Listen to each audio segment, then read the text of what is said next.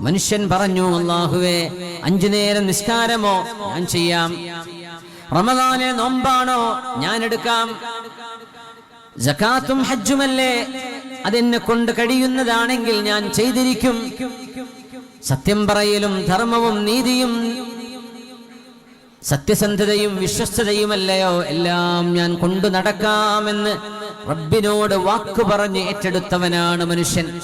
അല്ലാഹുവിന്റെ ഒരു സ്റ്റേറ്റ്മെന്റ് കാണാം, ഇന്നഹു കാന ളലൂമൻ ജഹൂലാ.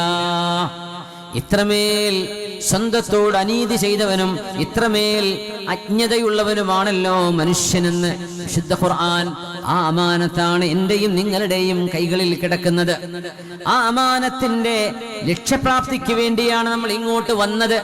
ഇവിടെ വന്നത് വീടുണ്ടാക്കാനും കുട്ടികൾ കെട്ടിക്കാനും അല്ല. അതൊക്കെ ജീവിതത്തിന്റെ ഒരു ഭാഗമായിട്ട് അങ്ങ് നടന്നു പോകും. ഇവിടെ വന്നത് തിന്നാനും കുടിക്കാനും